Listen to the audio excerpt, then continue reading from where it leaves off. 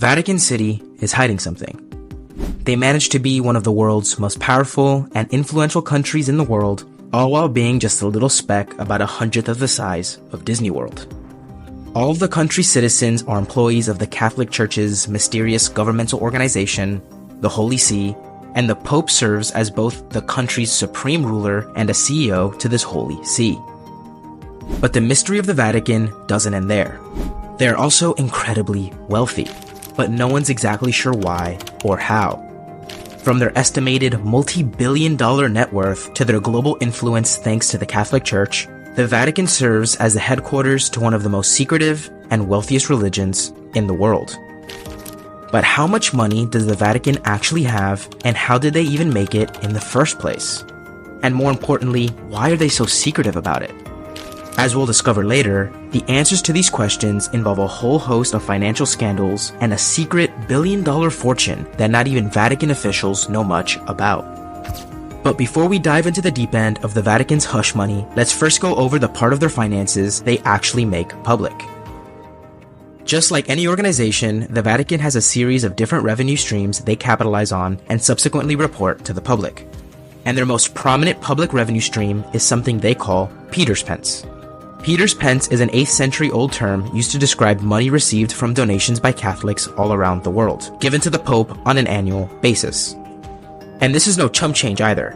In 2022, the church's official report claims that they generated $117 million worth of donations in that year alone.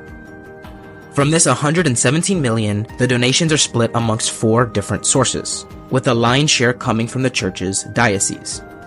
For those unaware, here's a quick breakdown of the Roman Catholic Church's oddly corporate structure. The church hierarchy starts with the smallest organizational unit, a priest and his church. A collection of Catholic churches in a given area form a diocese, which is governed by a bishop. This bishop oversees all the donations gathered by each of his churches and keeps a share of it to run his diocese, and then sends the rest up to Vatican City.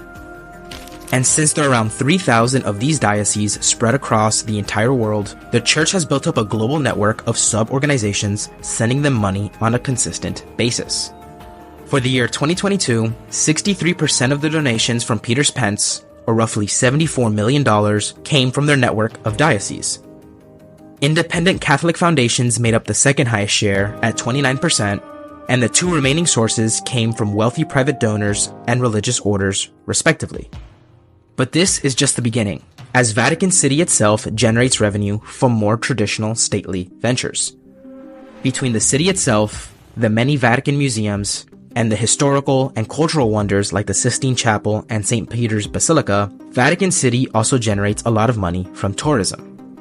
It is estimated that Vatican City generates around $80 to $100 million annually between museum admissions, tours, and highly sought-after stamps and coins, and the sale of publications they sell to millions of tourists and devout Catholics.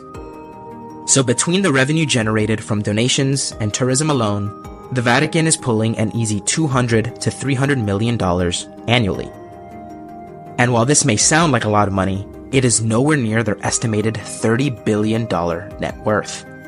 In fact, the Vatican was estimated to have made $887 million in 2022 alone, meaning that more than half of all their income for that year is still unaccounted for. So where's the Vatican getting all this extra money from? The answer will not only surprise you, but, as we'll discover later, is also the source of all the secrecy around the church's finances. You see, Vatican City, and by extension the Catholic Church, has grown a multi-billion-dollar investment portfolio they try their best to keep completely under wraps.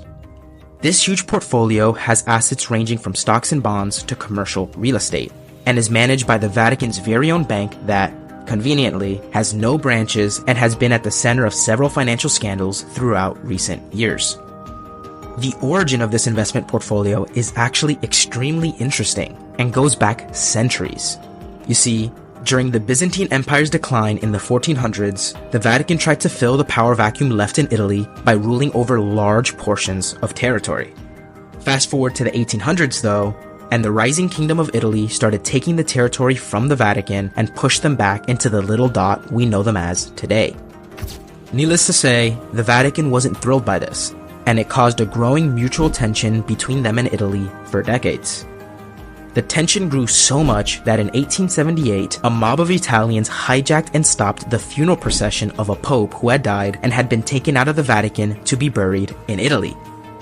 The situation got so ugly that, as an apology, Italy offered the Vatican an annual stipend of 3.5 million Italian lira payable for eternity. And while the Vatican didn't initially accept the stipend, Italy still put the 3.5 million lira in a separate account each year to show they meant business in case the Vatican decided to change their mind. This cycle of Italy depositing the money into an account and the Vatican rejecting it continued for decades until fascist dictator Benito Mussolini, of all people, decided to settle the beef once and for all. On February 11th, 1929, Mussolini went to the Vatican to sign the Lateran Pax, a series of agreements between Italy and Vatican City that officially made the Vatican a sovereign state and gave them 750 million Italian lira as compensation for all their losses to Italy over the years. And as if that wasn't enough, the Vatican would also receive Italian government bonds with a face value of 1 billion Italian lira and an initial interest rate of 5%. If that already doesn't sound like a metric shit ton of money to you, well then let's do some math for you to see just how big of a deal that was back then. Based on foreign exchange rates documented by the US Federal Reserve, an Italian lira in 1929 averaged at about 5 cents per US dollar, making that 750 million payment around 37.5 million USD. Adjusted for inflation, that is about the same as 685 million US dollars today. And again, that's not even including all the Italian bonds worth an additional billion lira. Needless to say, the Vatican, and by extension the Roman Catholic Church, was pretty set financially.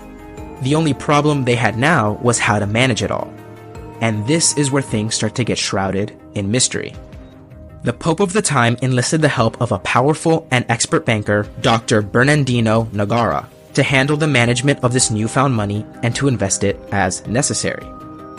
Vatican City and the Church wanted everything so secret that almost all of their financial affairs with Nogara were done in private and verbally, so as to not leave a paper trail of written agreements on their investment plans.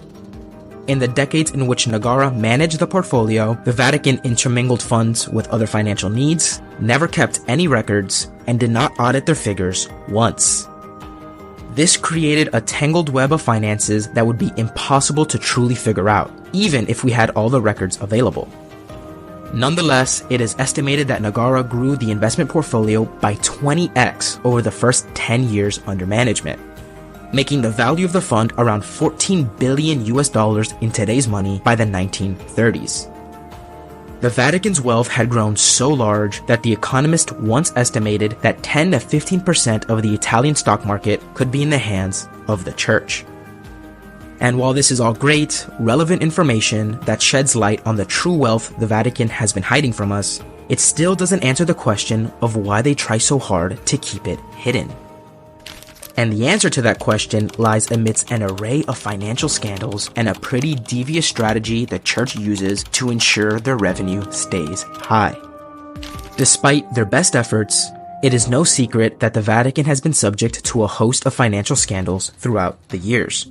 From accusations of money laundering, to evading billions of dollars of taxes owed to Italy, to embezzlement and hefty donations made to organizations conveniently run by relatives of Vatican officials, Vatican City and their bank like to use their money as they please and thereby bending the rules of how to properly manage finances.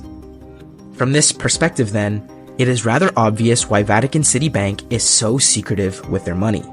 You can't prove what you can't track. But it gets worse, as there is another big reason many critics suspect as to why the Vatican keeps their true wealth hidden, and it has to do with their most well-known source of revenue. As we discussed earlier, the Vatican makes a lot of money each year completely apart from their investment portfolio, with the most important being donations made from charitable Catholics. Now, what do you think would happen if all these altruistic Catholics realized that they're giving away their hard-earned money to an organization so rich that they could tank the Italian economy with a push of a button? Sure, Many would still continue to donate in belief of the church's mission, but we're willing to bet that a large portion would dial back the amount they give or stop donating altogether, which would result in tens of millions of dollars in lost revenue for the church annually. As we can see, the Vatican has suspicious, yet realistic motivations to keep the true scale of their wealth as tight-lipped as possible. And while I guess that means we'll never know the full extent of Vatican City's economy and their intentions with their wealth, we can still continue to analyze new facts and come to the most likely conclusions in breakdowns like these. So if you enjoyed the video and want more economic breakdowns like this, be sure to check out these videos on the economies of Japan and China, respectively. Thanks for watching. Peace.